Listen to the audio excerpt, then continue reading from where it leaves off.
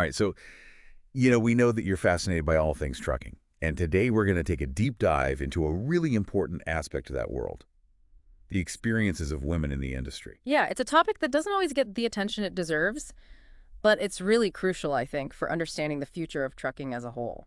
Absolutely. And to do that, we're going to be looking at a recent report sent to Congress from the FMCSA, the Federal Motor Carrier Safety Administration. Oh, yeah.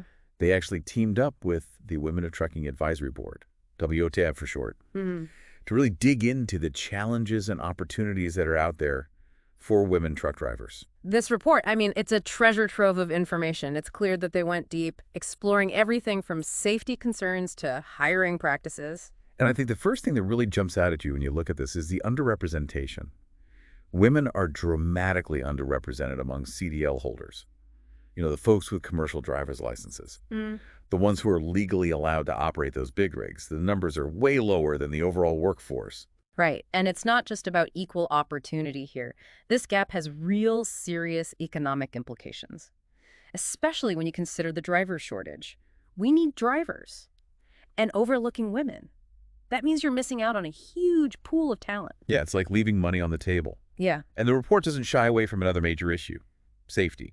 WOTAB made it clear that getting rid of sexual harassment needs to be a top priority. Yeah, they didn't just say it's a problem, they offered specific recommendations. Things like making sure companies actually dismiss offenders, holding those companies accountable, for creating a safe environment, and improving access to secure parking and bathroom facilities for women. All really practical stuff. Yeah. Because feeling safe on the road shouldn't be a perk. It should be basic right, unfortunately. The FMCSA's own 2022 survey paints kind of a stark picture. Yeah, no kidding. It revealed that women truck drivers are statistically more likely to experience harassment than their male counterparts. Yeah. And often the harassment is coming from within their own companies, from colleagues or supervisors. That's a troubling finding. It really shines a light on the power dynamics that are at play. It's not just about individual bad actors. It's about a culture that needs to change. And speaking of where things need to change, the report identifies some specific locations where harassment is more likely to occur. You might think it's out on the open road, but it's actually urban areas that are considered hotspots. Interesting. And get this, they even listed 10 states where women drivers report higher rates of harassment: California, Illinois, Michigan, Ohio, Florida, Georgia, Indiana, Pennsylvania, Kentucky, and Oklahoma. So, while it might be tempting to just avoid those states altogether, the reality is this pattern likely points to larger social issues. You take a closer look, and you'll notice that many of those states have large urban centers, major trucking hubs, and potentially a higher concentration of transient workers, which unfortunately sometimes correlates with an increased risk of harassment. So maybe instead of just avoiding those states, women drivers should be extra vigilant. Maybe invest in some good self-defense classes. Well, ideally. It wouldn't be on the women to constantly be on guard. It should be on the industry to create a culture where this type of behavior is simply unacceptable. 100%. And it seems that the FMCSA is taking those WOTAB recommendations seriously. They're already working on safe parking initiatives, which is great news. Yeah, these aren't just vague promises either. They're partnering with organizations to create dedicated truck stops with improved lighting, security features, and in some cases even female-only sections to provide an added layer of security and peace of mind. Okay, that's actually pretty impressive. They're also working on a new rule to make sure that sexual harassment awareness is baked right into driver training from day one. Right. By addressing it during training, the hope is to set clear expectations from the start and emphasize that harassment of any kind won't be tolerated. It's about changing the culture from the ground up. Love it. And they've even gone so far as to create a dedicated sexual assault and sexual harassment working group to tackle this issue head on. It's one thing to acknowledge a problem. It's quite another to create a dedicated task force to address it. This shows a level of commitment that goes beyond lip service. And on top of all that, they put their money where their mouth is, so to speak. With a new enforcement policy back in December of 2023, it was a reminder that using a commercial vehicle to commit any felony, and that includes sexual assault, can get your CDL revoked. No questions asked. That's powerful. It highlights the connection between safety for women drivers and overall public safety on the roads. It sends a clear message that these offenses will have serious legal consequences. And it shows a commitment to protecting not just the drivers, but the communities they pass through. Now, here's something I found really interesting. WOTAB didn't just focus on women. They also identified potential hiring gaps for other underrepresented groups, Much true. like younger people, individuals who weren't born in the U.S., and people from various racial and ethnic backgrounds. Yeah. That's a key point. Creating a more welcoming environment for women is absolutely essential. But it's part of a larger effort to build a workforce that reflects the diversity of our nation as a whole. We're talking about creating a trucking industry that's truly inclusive, not just ticking boxes. Right. It's about recognizing that a more diverse workforce benefits everyone. And it's smarter business. It brings fresh perspectives, new ideas, and it helps the industry connect with a wider range of customers and communities. And that brings us to the future of WTAB and its work. Sadly, the board has been disbanded. But the good news is the FMCSA has made it clear that they are committed to carrying the torch. That's good to hear. The fact that they're actively working on implementing WTAB's recommendations shows a real commitment to change. But as you said earlier, the real test will be in the long-term follow-through and the tangible impact on women in the industry. Exactly. Policies and procedures are important, but they're only part of the equation. The real challenge is changing attitudes, creating a culture where women not only feel safe, but feel valued, respected, and empowered to succeed. So it's not just about getting more women behind the wheel.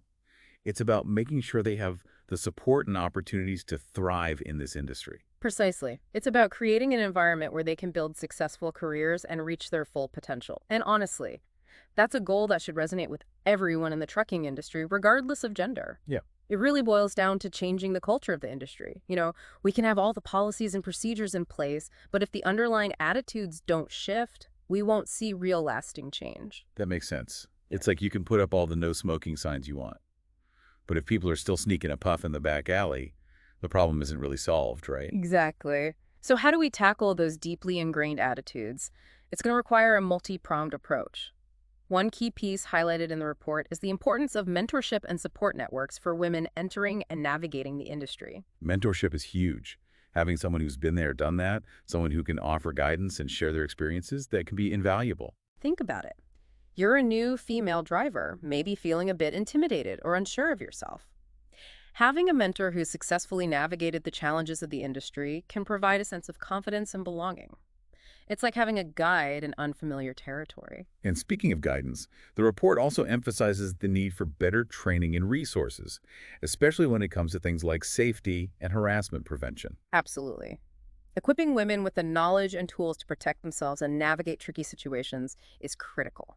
And it's not just about self-defense. It's about knowing your rights, understanding the company's policies, and feeling empowered to speak up if something isn't right. So it's about giving them the confidence to say, hey, this isn't okay, and knowing they'll be taken seriously.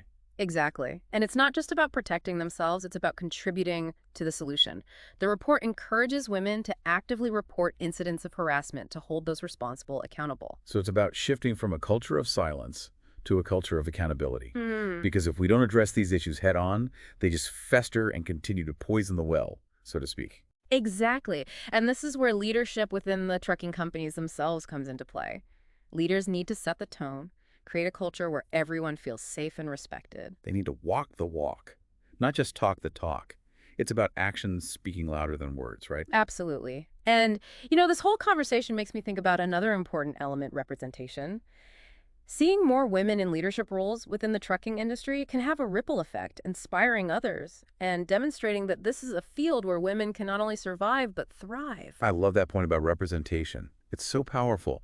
When you see someone who looks like you in a position of authority, it opens up a whole new world of possibilities. It's like, hey, if she can do it, maybe I can too. It's about breaking down those mental barriers and showing that trucking isn't just a man's job. It's about talent, skill, and a willingness to put in the work. And those qualities have no gender. They're universal. So we need to be celebrating the successes of women in trucking, highlighting their stories, and showcasing them as role models for the next generation. Exactly. And it's not just about inspiration. It's also about challenging those outdated stereotypes and showing the world the incredible contributions women are making in this industry. I mean, imagine a young girl seeing a woman behind the wheel of that massive 18-wheeler. It changes her whole perspective. It plants a seed. It says, hey, you can be anything you want to be, Yeah. even truck driver if that's what you dream of. And that's why this report is so important. It's not just about statistics and policies. It's about changing perceptions, about creating a more equitable and inclusive world where everyone has the opportunity to pursue their passions and contribute their talents regardless of gender. And that message extends far beyond the trucking industry. This report, while focused on one specific sector, offers valuable lessons for other industries grappling with similar challenges. That's the beauty of a deep dive like this. It's not just about gaining knowledge in one area, it's about identifying patterns, understanding the underlying dynamics, and applying those insights to create positive change across the board. So we're not just talking about trucking here. We're talking about a roadmap for fostering diversity and inclusion in any field. Think about industries like construction, finance, tech. They all face similar challenges in attracting and retaining women. And many of the solutions outlined in this report, things like mentorship, targeted training, and creating a culture of respect and accountability, could be implemented in those fields as well. So it's like we're uncovering a universal toolkit for change, one that can be adapted and applied across different industries. Exactly. And that's what makes this so exciting. We're not just talking about incremental progress, we're talking about a fundamental shift in how we approach work, leadership, and opportunity in the 21st century. Yeah, it really is amazing to think that this deep dive into trucking could help us understand how to tackle these challenges in, completely different fields. It is all about connecting the dots, right? You start with one specific issue, in this case, women in trucking, and suddenly you're uncovering these patterns and solutions that you can apply to, like everything from construction to finance to tech. Yeah, it's like cracking the code, a code for a more inclusive workforce across the board. And this report gives us a pretty good framework for making it happen. Yeah, but it's important to remember this report, insightful as it is, it's just a snapshot, a starting point, really. The real work is maintaining momentum, keeping the conversation going, and holding everyone accountable for creating real change. Right. So we've got the map, but it's up to all of us to actually, navigate the terrain. Exactly. And that requires all of us to, pay attention, be willing to adapt, and really commit to addressing not just the symptoms, but the root causes of inequality. A journey, not a destination, right? Well said. And I think this leads to the question we always like to leave our listeners with. This report shines a light on the barriers women face in trucking. What other industries might have similar challenges, maybe even hidden ones? And what can we learn from the trucking industry about how to fix them? Such a great question to think about. As we wrap up this deep dive, what is the one thing you really want our listeners to take away from all of this? I think it's that change, real change. It takes time. And it takes all of us working together. It's not just about policies and procedures. It's about changing how we think, challenging assumptions, and being willing to have those sometimes tough conversations. This report is a spark, a catalyst for change. But it's up to all of us to keep that fire burning, to keep pushing for progress, not just in trucking, but everywhere that inequality exists. So well said. We'll leave you to think about those questions and hopefully have some important conversations of your own.